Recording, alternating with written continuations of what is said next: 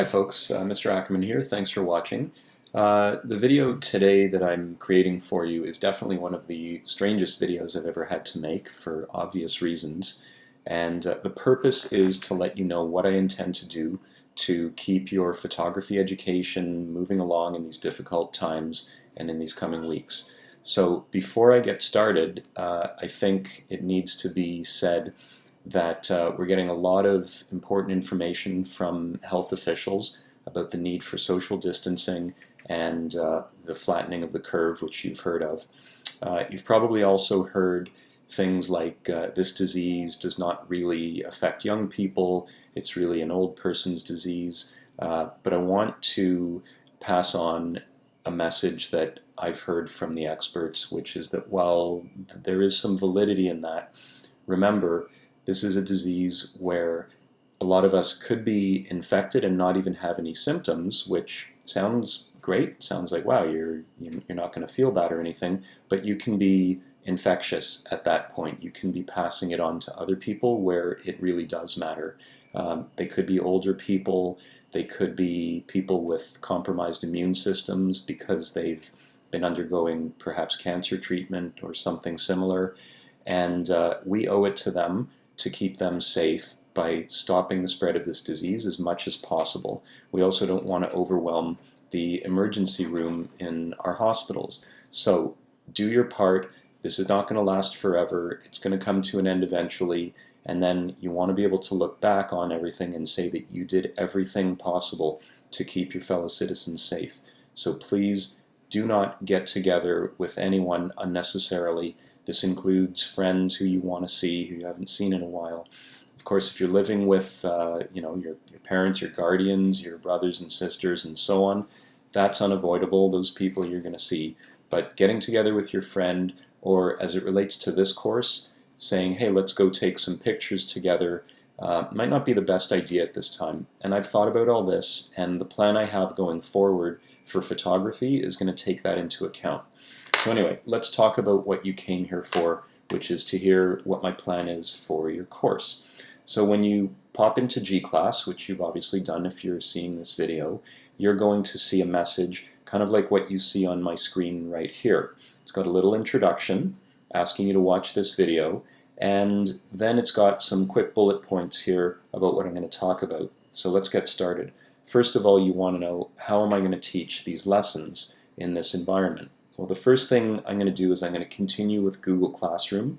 I'm going to give you written instructions like I always have, but obviously I can't have an in-person lesson, which I have promised you in the past. So what I'm going to do now is for every lesson that I post, I'm going to include a video. And as much as possible, it will be a video that I've made so that it's tailored specifically to this class. And that's where you'll get your instructions visually and verbally, and then you can always go double check them with the written instructions. Now, some people have been asking, are we going to have video conferences like Zoom or on some other platform? And while I think Zoom is great and I've used it a lot of times in these past few weeks, for the time being, the Board of Education has asked teachers not to use these platforms for privacy reasons. We just don't know what information is being shared. It's your information, my information, and until all that gets hashed out, the answer is we're not doing live video conferences. The best I can do is recordings like this one. Now, if that changes, if I get the go-ahead to use some sort of platform like Zoom or whatever, then I will devote part of each day to just being there live and being able to have a conversation with you sort of face-to-face or screen-to-screen. All right, but let's wait till we get more information on that. Next thing, how do you get extra help in this course? How do you get your questions answered if you're unsure about how to proceed with an assignment, or if you have an idea that you want to share? So the first thing is, you can always email me at my GAPS email just like before. I'm still checking that. Check that all the time. Do not use my BWW, the wiredsb.ca email. It's not that I'm not checking it, I am checking it, but I check my GAPS far more frequently. If you look in your email, you'll see lots of emails from me. You can just reply to any of those and the message will come to me.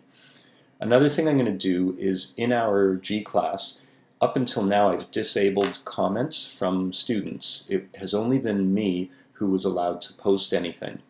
And the reason was just to kind of keep everything under control, and I knew that if you had comments, you could see me in class. But now that we don't have that anymore, I'm going to open up the ability for you guys to post comments. So if there's an assignment and you're not sure how to complete it, you could post a comment asking for help. And if I'm around, I'll answer it right away.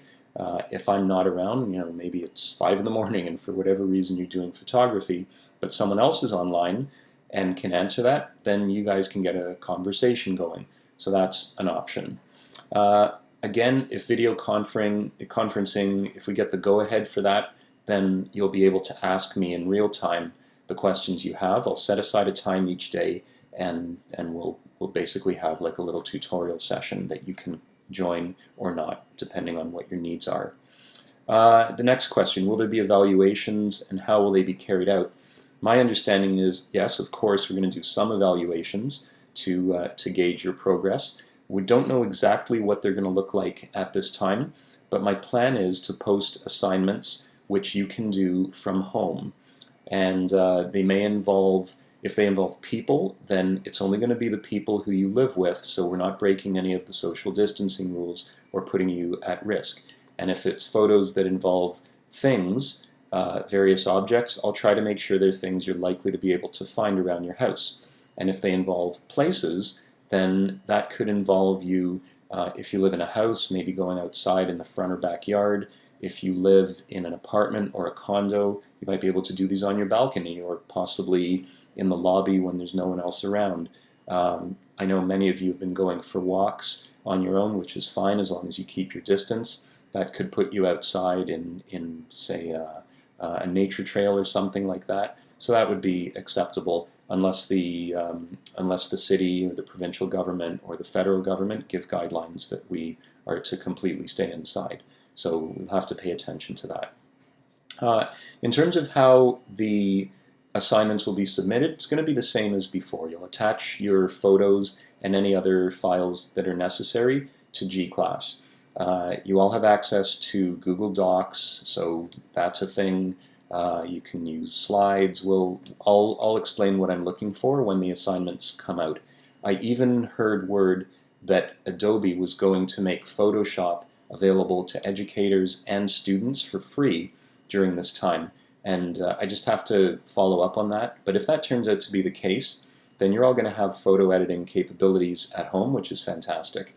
Even if it doesn't turn out to be the case, your phones all have some basic photo editing capabilities, so you can use that. Okay? In terms of presenting things, this is a little bit of a challenge. I haven't decided yet, but I might ask you to just create a little video of yourself where you present something to me, and that could stand in for the presentations that we did have going on just before we left. If you remember, there were the influential photos presentations, so I'll deal with that soon. Next question, how are we going to calculate final marks? Is it going to be on a percent basis? I've heard rumors about pass-fail scenarios. People in grade 12 are concerned about OUAC marks going to the universities. Nothing has been settled on this yet, but I know that everyone involved who's making decisions does not want you guys to suffer, because we all understand that you did not sign up for this, I did not sign up for this, and you all deserve to be credited for the work you've done and for the grade 12s to continue on next year in post-secondary education. So I don't know what the answer is yet. Stay tuned. I'm very confident that it'll be a satisfactory answer, so no one feels badly done by. And finally, this is the first time we've ever done this. I'm sure some things are going to come up that we hadn't anticipated.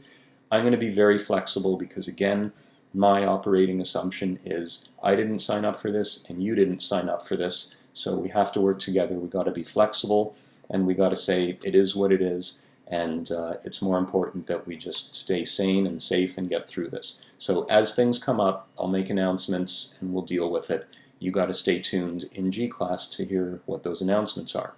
And so that brings me to my last comment, which is starting on Monday, April 6th, I want you to be there in G-Class, where you're going to see your first assignment posted.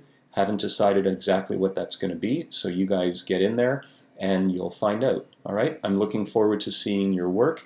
I'm looking forward to hopefully at least having some sort of teleconference so I can see your faces again. Until then, stay safe, be well, and keep taking photos. Bye for now.